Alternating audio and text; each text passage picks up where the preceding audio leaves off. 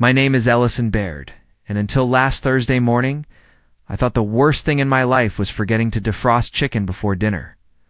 I'm not dramatic. I apologize too much, and I usually avoid conflict by laughing awkwardly until the moment passes. But that morning, the one I'll never forget, TA didn't laugh. I didn't smile. I sat at the edge of a cafe booth, staring at my wife as she defended another man's actions over mine, and something inside me cracked. That moment rewired everything. I thought I knew. Let me take you back, though, because people always say betrayal comes out of nowhere. It doesn't.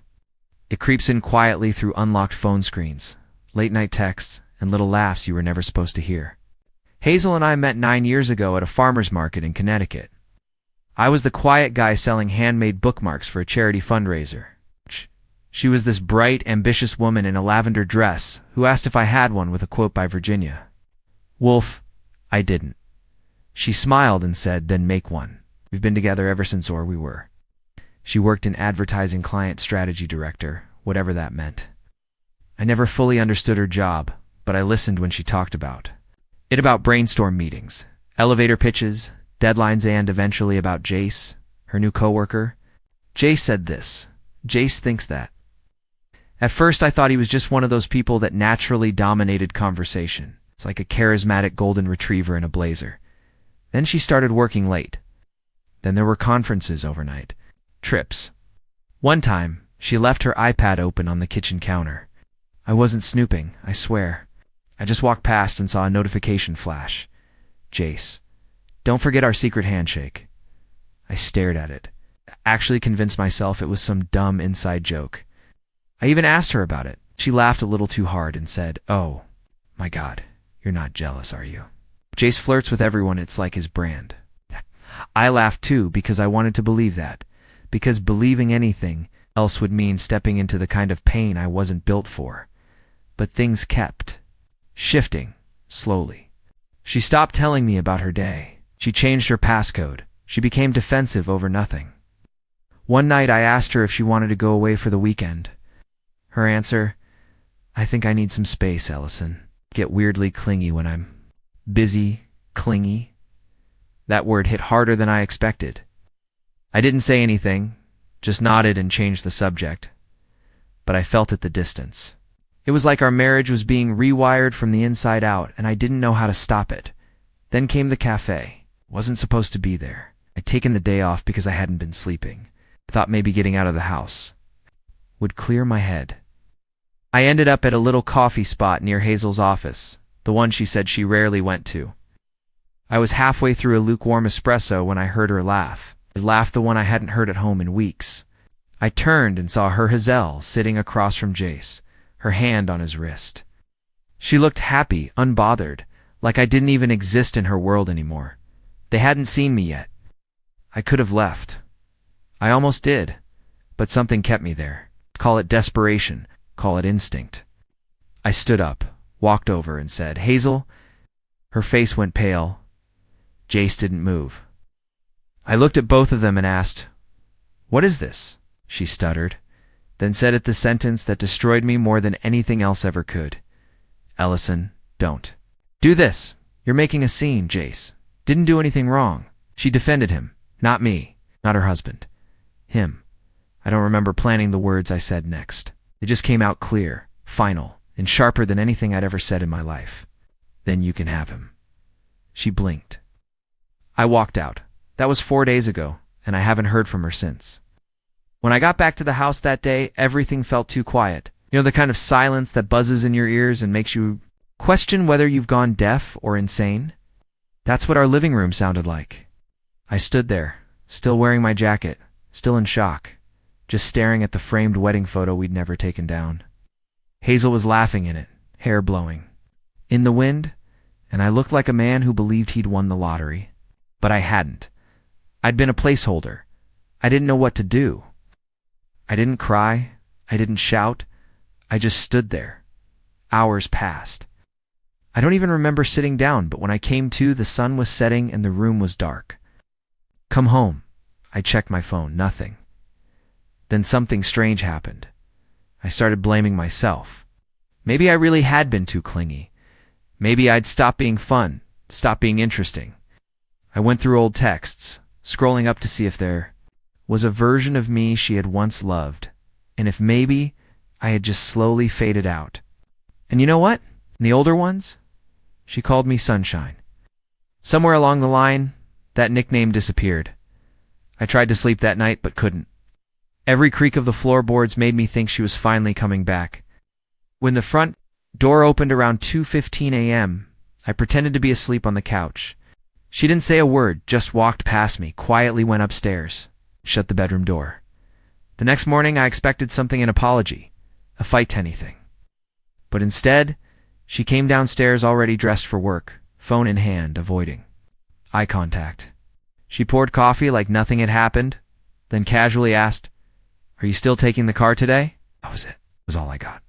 I nodded, not trusting myself to speak, and as she walked out the door, she said, "And I'll never forget it." Let's not over-dramatize yesterday, okay? We were just talking, just talking. After nearly a decade of marriage, that's what I was reduced to, an over-dramatic interruption at a cafe. Meanwhile, Jace got to sit across from her, touch her wrist, and laugh with her like they were writing some kind of romantic pilot episode. I called in sick that day and started digging. I needed to know. How long had I been replaced? So I did. Something I never thought I'd do. I checked our phone bill. And what I saw shattered me in a whole new way. Hazel and Jace had exchanged over 340 texts in the last 10 days.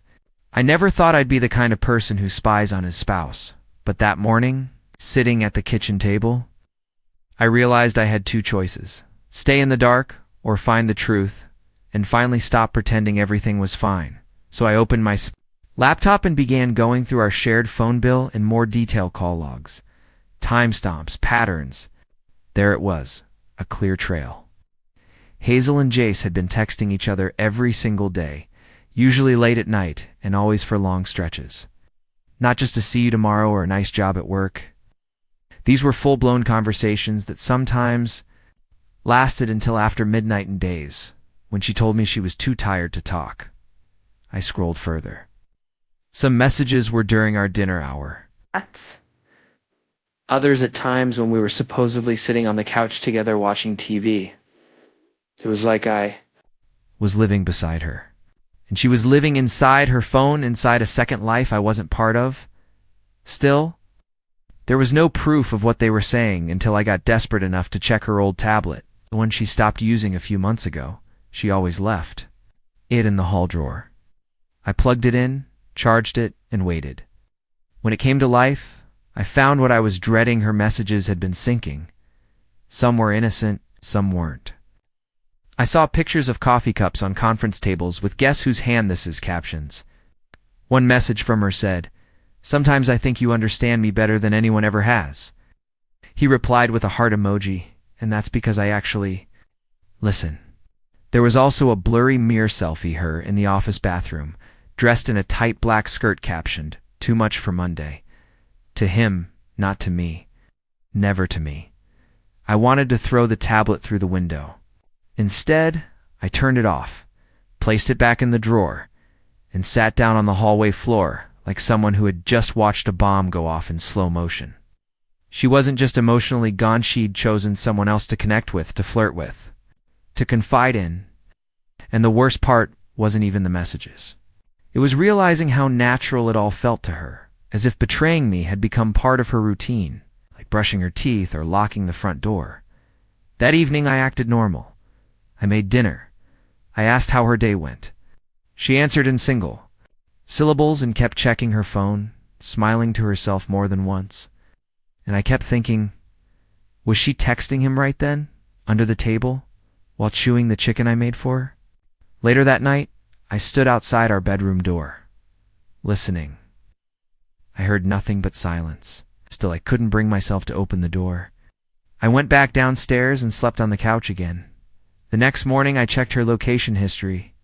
On Google, one pin stuck out immediately. She'd spent almost 2 hours at a wine bar on Tuesday night. That was the night she told me she was doing a team-building exercise at the office at Lie. So casual it actually chilled me. I saved the address. I needed to see that place for myself. Needed to know what kind of setting my wife was using to erase our marriage in pieces. And that's how a few nights later, I ended up standing in the rain across the street from a cozy wine bar, watching through the window as my wife leaned across the table, laughing, glowing, and placed her hand over Jace's.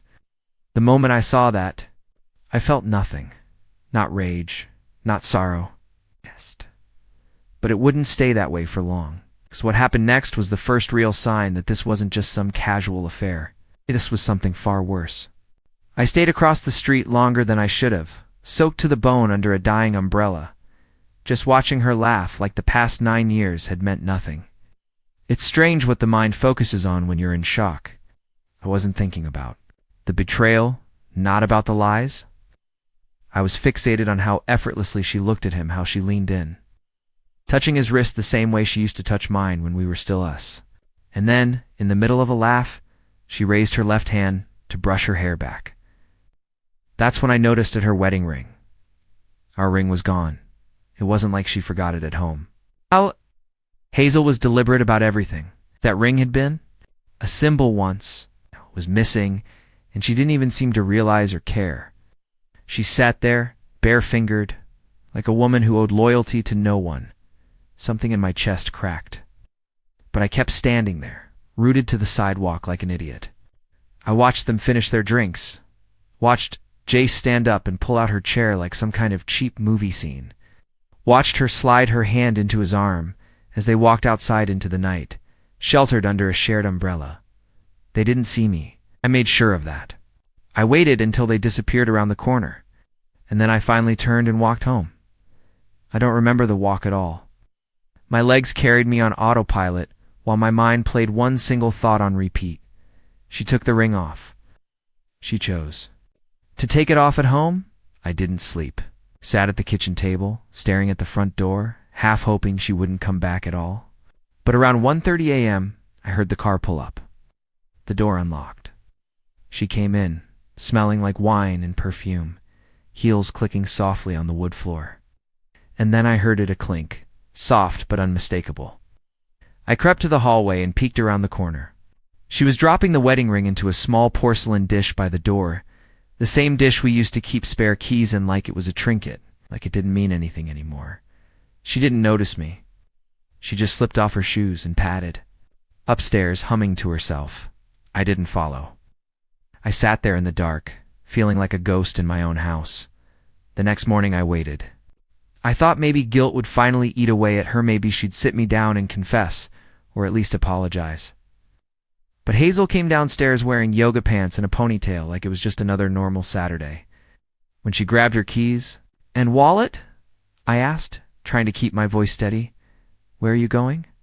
She smiled, that fake, distant smile I was starting to recognize, and said, "Meeting some of the girls from work for brunch."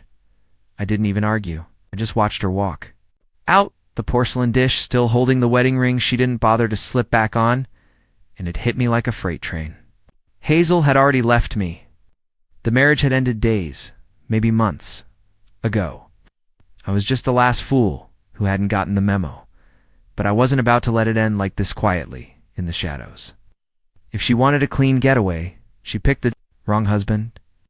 That afternoon, sitting alone in the living room while the clock on the wall ticked too loud, something inside me shifted. I'd spent weeks, maybe months, drowning in confusion, excuses, and denial, but now everything was clear, clearer than it had ever been.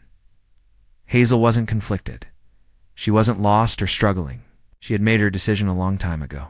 She just hadn't told me, because it was easier for her to live to lives, to squeeze the last bits of comfort out of our home while already planting roots somewhere else. And that realization hardened me. I wasn't going to beg.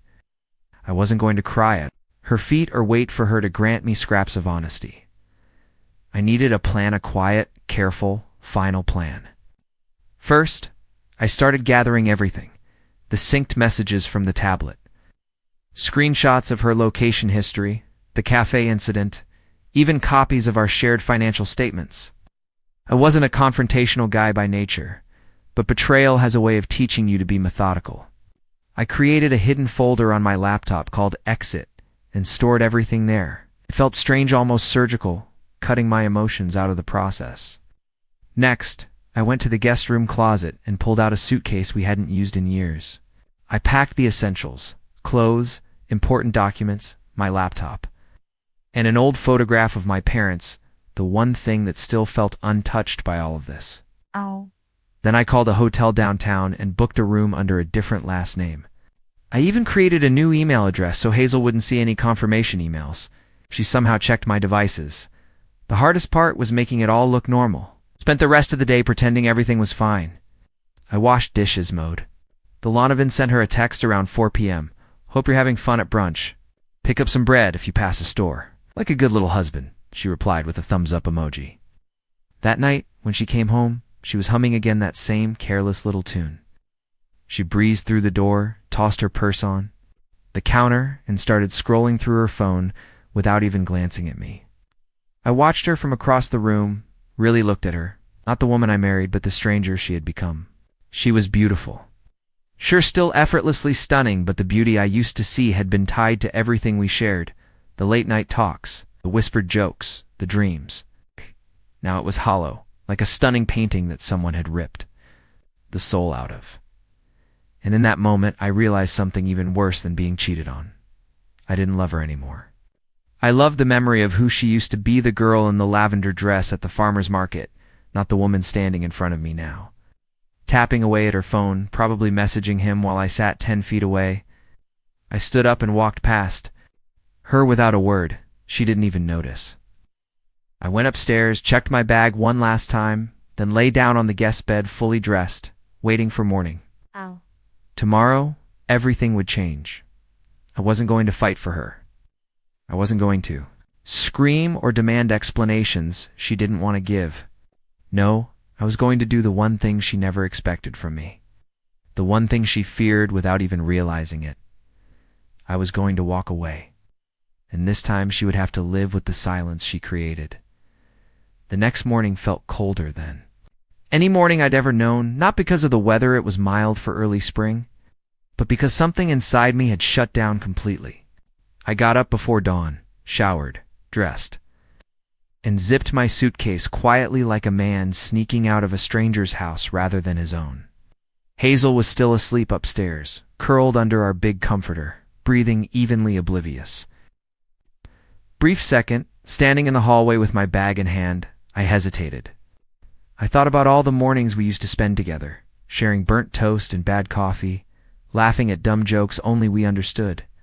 I thought about the road trips, the lazy Sundays, the whispered promises made under that very roof. Then I remembered the way she smiled at him, the way she touched his wrist, the way she took off her ring and never looked back. I left my house key on the kitchen counter beside a short note I wrote the night before. It wasn't angry. It wasn't emotional. It was just 6 words, scribbled in my sloppy handwriting. I deserved better. Goodbye, Ellison. No accusations. No drama. Just truth. As I closed the front door behind me, a strange calm settled over Mia. Numbness that wasn't sad or angry. It was just done. Like walking away from a burning building you tried for years to save but finally realized you couldn't. I drove to the hotel in silence. Checked into a bland room that smelled faintly of cleaning, supplies and new carpet, and sat on the edge of the bed, staring at the wall. I expected to feel something huge, grief maybe, or rage or loneliness. Instead, all I felt was exhausted. I slept most of that day, no nightmares, no dreams. When I woke up in the evening, there were 20 missed calls from Hazel voicemails. Twosome, frantic, some angry, some with that weird fake sweetness she used to use whenever she needed something. I didn't listen to a single one of them. Later that night, there was a knock at my hotel door. I didn't answer.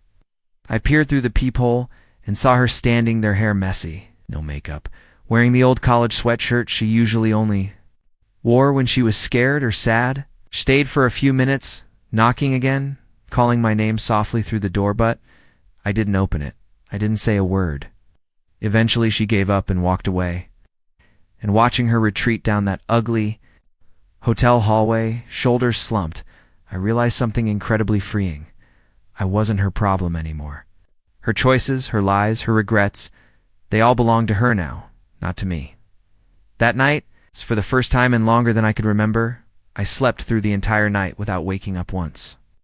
And in the morning, I felt something I hadn't felt in years. Hope. 2 days passed before I agreed to meet Hazel. I didn't respond to her endless texts or calls, not because I wanted to punish her, but because I genuinely didn't know if there was anything left to say. I needed time to understand what I wanted, and, more importantly, what I didn't. When I finally answered her call, I kept it short. I told her we could meet at a public place, a diner on the far edge of town where nobody knew us. Neutral ground. No drama. I arrived early, sitting at a booth by the window, watching the cars glide past in the drizzle. I didn't feel nervous. I didn't feel angry. Honestly, I didn't feel much of anything except tired of being dragged through emotions I never asked for. Hazel walked in 10 minutes late. Her hair was pulled back in a loose braid. No jewelry, dark circles under her eyes. She looked smaller, somehow like the weight of her choices had finally settled on her shoulders. She scanned the room, spotted me, and came over hesitantly. "Ellison," she breathed out, sliding into the seat across from me like she was approaching. "A wounded animal. I didn't think you'd actually come." "I'm not here for a reunion," I said quietly, folding my hands in front of me. "I just think you deserve to hear it from me, and not through unanswered calls." She winced but nodded, ringing. Her hands together in her lap. I let the silence stretch. I wanted her to feel how heavy it had become between us. "I made mistakes," she started, voice shaking. "Big ones. But you have to believe me, never wanted to hurt you." I almost laughed, not out of humor, but disbelief. It's amazing how cheaters always say they didn't mean to hurt anyone, as if betrayal could happen by accident, like tripping over a sidewalk crack.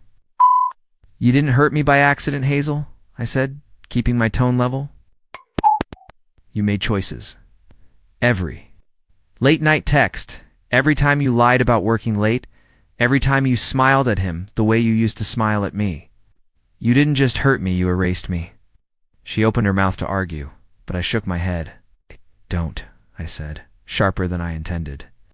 "You had every opportunity to be honest. You chose secrecy. You chose him, and you know what? That's fine." What tears welled up in her eyes. She tried to reach across the table, but I pulled my hands back. Her face crumpled. "I miss you," she whispered. "I miss what we had." "No," I corrected her, voice quiet but firm. "You miss who I was too. You, the steady, loyal guy who made you feel safe while you chased excitement somewhere else." She stared at me, broken and desperate, but it didn't move me the way I thought it would. It didn't spark hope or pity. It just confirmed something I already knew. I didn't belong to her anymore. "I'm not coming back," I said simply. "And you're not the woman I married. I hope you figure yourself out, Hazel. I really do. But you'll have to do it without me." Her shoulders shook with silent sobs. I stood up, dropped enough cash on the table to cover her untouched coffee, and walked out into the rainy afternoon. I didn't look back, not once. As I stepped into my car-soaked but somehow weightless, I realized the real betrayal hadn't been about Jace. It hadn't even been about the texts or the missing wedding ring. The real betrayal was how easily she had let me become invisible. And finally, Isley was done begging to be seen. The weeks after that final conversation were not easy. There were moments when the emptiness felt unbearable, not because I missed Hazel herself, but because I missed the life I thought we had. I missed the idea of us. Grief is funny that wit tricks you into mourning people who no longer exist. But every day that passed, it got a little easier to breathe. Stopped checking my phone for messages that weren't coming. I stopped replaying the memories that used to tear me apart. Instead, I started doing something I hadn't done in years, living for myself. I took long walks without a destination. I sat at coffee shops, reading old books I loved in college. I called friends I hadn't seen in ages and said yes when they invited me out, even when my first instinct was to make an excuse and hide. I even dusted off my old camera and started taking photos again, not for anyone else, not to impress, just because it made me feel something for the first time in years. I wasn't part of someone else's background noise. Story. One morning, about a month after I left, I stood on a small wooden bridge in the middle of a park, watching the water flow beneath me. It was one of those rare spring days where the air smells clean and the world feels new. I looked down at my reflection, half expecting to see a broken man staring back, but I didn't. I saw someone steady, someone whole, someone free. Hazel tried reaching out a few more times. Emails, a letter. I never responded. There was nothing left to say. Her chapter in my life had closed not with a slam, not with rage, but with quiet, peaceful finality, and standing there on that bridge, sunlight warming my face, I realized something beautiful. Being alone didn't mean being empty. It meant being open to new memories, new people, new dreams. Open to a life where love would never feel like a competition or a slow eraser. Open to a future I was finally ready to create on my own terms. For the first time in a long, long while, I smiled not because someone else made me, not because I had to, but because I wanted to. Hazel had tried to